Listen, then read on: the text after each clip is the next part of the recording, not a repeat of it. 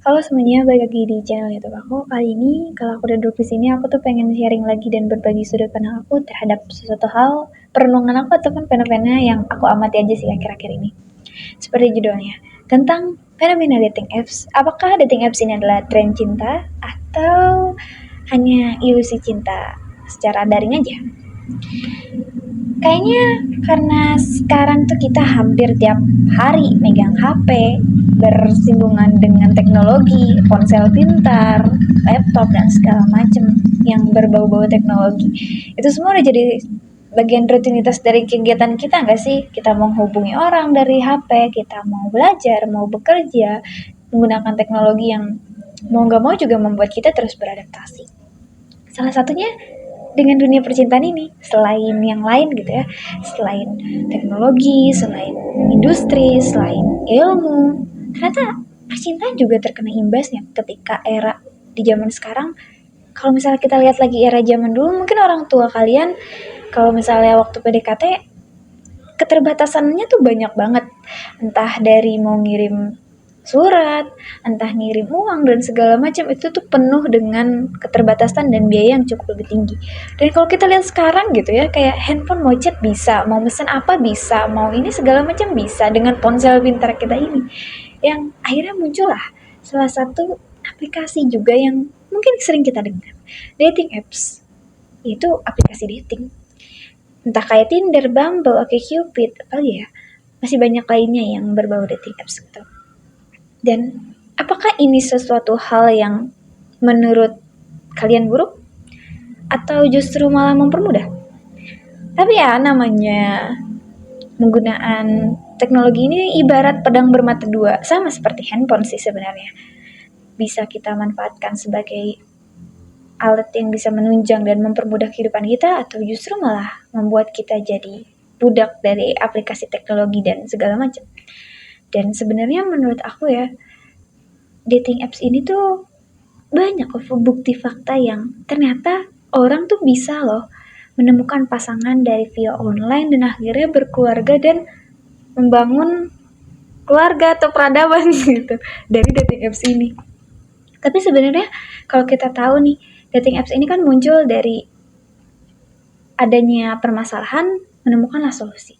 Karena mungkin kalau misalnya era zaman sekarang gitu, kita terbatas nih dengan lingkungan yang itu-itu aja, atau dengan kesibukan kita sebagai pekerja, atau kuliah, atau belajar, dan segala macam. Yang memfokuskan kita tuh tidak terlalu banyak waktu untuk bisa bersosialisasi secara melalang buana tanpa henti gitu.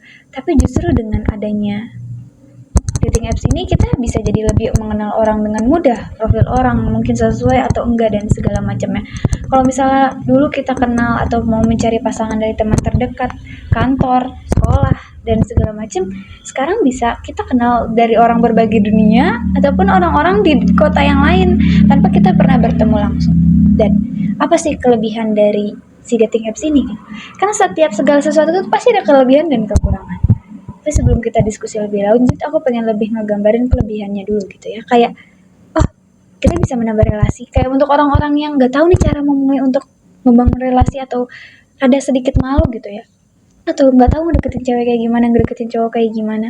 Dengan aplikasi ini menjadi alat yang mempermudah kita untuk bisa berkomunikasi satu sama lain dengan tidak memerlukan effort yang begitu besar gitu. Kayak paling kuota dan sinyal yang baik gitu. Dan juga kepraktisan ketika kita dulu suka secara langsung gitu ya sama orang, kita nih suka tapi kita nggak tahu orang ini tertarik sama kita atau enggak. Justru kadang dari dating apps ini ketika kita swipe kanan terus orang itu swipe kanan juga, berarti ada match atau ketertarikan di antara kita kedua. Jadi kayak lebih yakin aja nggak sih kalau mau mulai conversation ataupun relasi gitu. Terus juga kalau misalnya emang tujuannya pengen nyari pasangan atau pengen mencari relasi yang emang benar-benar mungkin ternyata bisa bermanfaat juga, ada bukti bahwa dating apps ini nggak selamanya buruk. Dating apps ini bisa menjadi salah satu yang membawa fakta bahwa bisa loh mencari pasangan dari daring.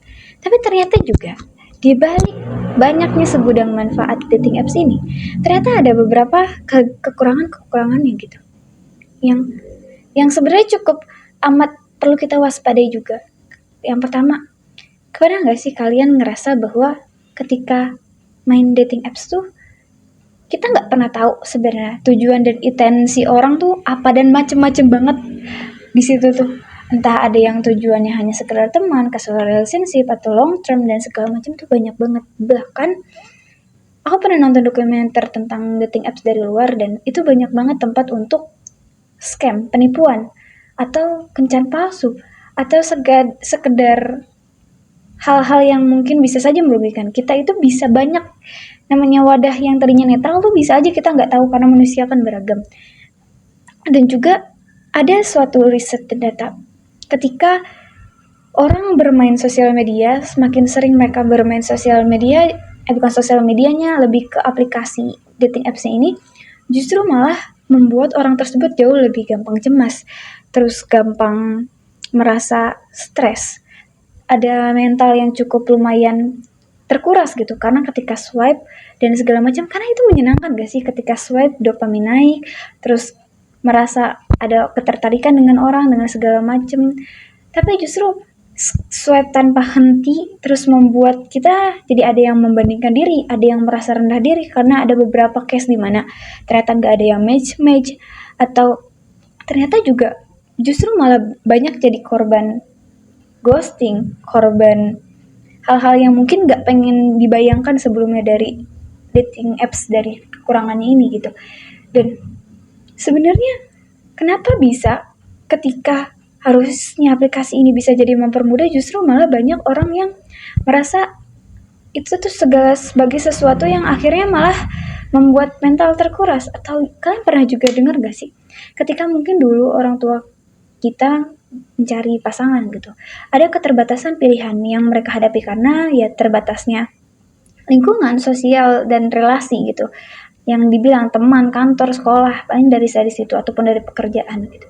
Dan ketika suka sama orang ya fokusnya ke situ gitu, atau yang lain pun ya hanya beberapa. Tapi ketika kita masuk ke dating apps, itu ada banyak ratusan miliaran orang yang mungkin menggunakan dating apps dari berbagai macam bentuk aplikasinya ya. Mungkin ada yang menggunakan dua sekaligus juga kan, bisa jadi kayak ada peluang untuk menemukan pasangan yang baik, tapi juga justru malah ada juga membuat energi dan atensi kita jadinya terfokusnya terpecah karena pilihan makin banyak, merasa oh kalau misalnya gak dapat yang ini masih dapat yang lain, masih ada yang lain, masih kalau ini kalau gimana kalau misalnya di lain lebih keren, gimana yang lebih lain lebih bagus, lebih lebih baik, lebih segala macam, lebih. Ibarat kalau misalnya kita disuruh milih nih kopi atau teh, kita gampang kan untuk menentukannya. Oh kita sekarang lagi butuh kopi nih atau lagi pengen kopi, ya udah tehnya nggak kita ambil. Tapi ketika kita dihadapkan di kulkas Indomaret yang penuh dengan susu, kopi, teh, minuman manis lainnya dan segala macam, kita jadi bingung nih. Kalau misalnya kita nggak tahu nih sebenarnya kita mau nyarinya apa, kita butuhnya apa, tiba-tiba disuguhin pilihan yang banyak, kita jadi bingung yang mana ya. Pemikiran untuk menyeleksi dan pemilihan tuh jauh lebih banyak. Dan yang paling mengerikannya adalah ketika kita tahu pilihan kita banyak, justru kadang kita jadi lebih menggampangkan untuk meninggalkan mencari yang lain, melepaskan mencari yang lain, dan tidak menganggap hubungan tuh. Kadang ada sih orang yang menganggap hubungan langsung serius satu, tapi juga ada beberapa oknum ya yang justru dengan kemudahan ini malah menjadikan pemanfaatan untuk validasi diri, untuk sekedar ya mungkin peneman dan segala macam yang aku bilang tadi. Karena ini kan konteks wadahnya alat yang netral, tapi kita nggak pernah tahu manusia lain tuh di sini tuh punya motivasi dan apa, sehingga justru membuat kita tuh jadi kebingungan tentang secara pasti yang apa sih yang sebenarnya kita butuhkan, apa yang sebenarnya kita inginkan. Namanya dating apps tuh ya namanya ingin berkencan dengan lawan jenis, dengan orang-orang yang diharapkannya punya potensi untuk bisa ke jenjang yang lebih serius gitu.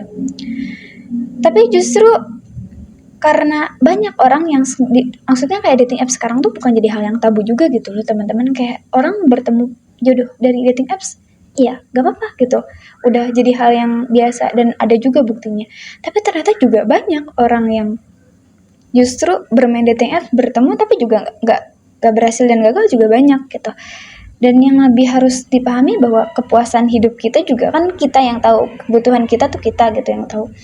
Dan paling baik dalam menggunakan dating apps ini tuh ya ada kalanya sewajarnya. Kadang ada yang terus-terusan swipe terus sampai akhirnya tuh ngerasa burnout dating apps. Aku tuh pernah salah satu dengar di mana ada istilah burnout dating apps. Selain burnout kerjaan, kita ada juga burnout dating apps di mana orang-orang terlalu banyak mencari karena hubungannya terus-terus berganti dan dangkal ya, basa-basinya kenalan berhenti, sehingga fokus untuk membangun hubungan yang intimasi dan emosional tuh cukup lebih kurang. Sedangkan kan manusia cenderung lebih senang dan mencari ikatan emosional yang lebih dalam gitu.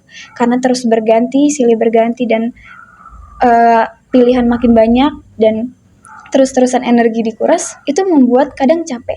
Bahkan sampai ada aplikasi yang membuat kayak orang-orangnya jeda sejenak untuk main. Berarti ada salah satu indikasi bahwa aplikasi tersebut justru bisa menguras energi hingga harus membuat jeda dulu dengan aplikasi tersebut. Tapi kalau misalnya ditanya apakah worth it untuk bermain dating apps ini, sebenarnya kalau kata aku itu semua balik lagi ya ke orangnya masing-masing, karena cara orang berikhtiar dan mencari jalan tuh ya bisa dengan banyak hal gitu. Cuman kadang karena ini sesuatu yang lebih instan juga ya, kadang pertemuan yang lebih organik, yang di real life, yang slow burn itu kadang justru juga menjadi salah satu cara yang menurut aku juga masih otentik aja sih. Ya walaupun ada kemudahan ini, tapi kenapa juga kita nggak memanfaatkannya juga, kalau misalnya memang wadah tersebut ini bisa jadi salah satu hal yang bisa menemukan kita ke tujuan kita. Tapi kalau bisa juga kita sadar lebih apa ya, lebih mindful sekarang tuh, kayak apa sih tujuan main ini? Apakah hanya untuk senang-senang? Apakah hanya untuk sebagai peneman? Apakah hanya untuk sebagai validasi? Dan sadari juga yang aku bilang tadi, dating apps ini tuh sebagai alat yang dimana dalamnya tuh berbagai macam orang, karakter, kepribadian, menemukan peluang itu ada, tapi juga kita nggak pernah tahu hal-hal buruk yang lainnya. Jadi punya kesadaran dan kewarasan diri untuk, oh ini aku sudah cukup nih untuk bermain ini saat ini, jeda dulu. Atau ternyata, oh aku lebih senang membangun koneksi diri live secara langsung. Tapi juga ada beberapa orang yang mungkin ternyata pemalu dan nggak bisa memanfaatkan ini, akhirnya bisa lebih bersosialisasi. Ya semua ini tuh ibarat ini tuh sebagai tools yang disesuaikan lagi ke kita.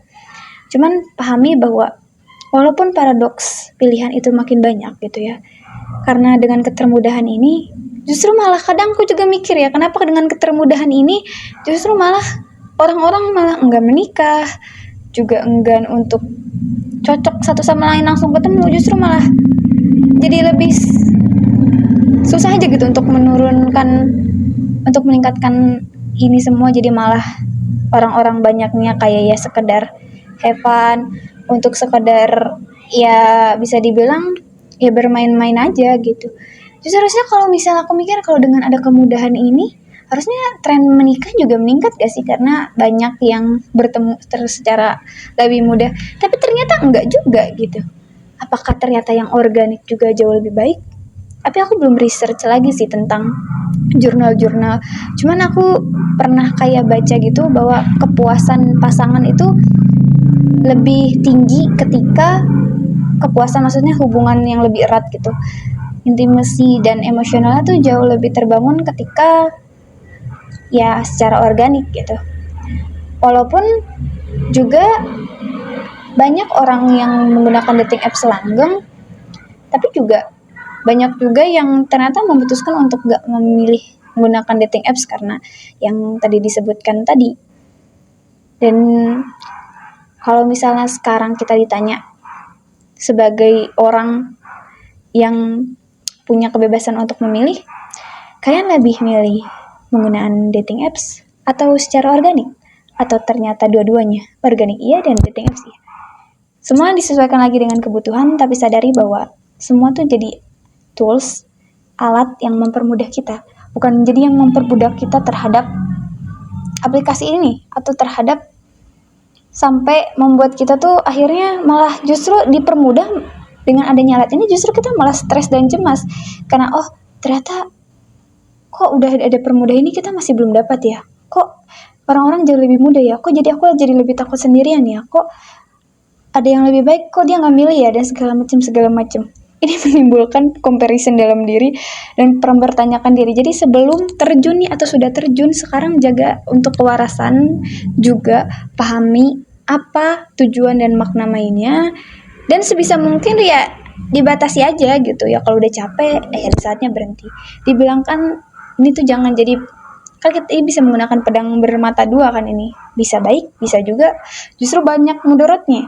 Jadi yang paling penting adalah paham dan sadar kapan untuk jeda, berhenti, atau terus melanjutkan dan mencari dan berusaha untuk mencapai tujuan yang dapat. Jadi ya segitu perspektif aku tentang dating apps ini. Ada pro kontra.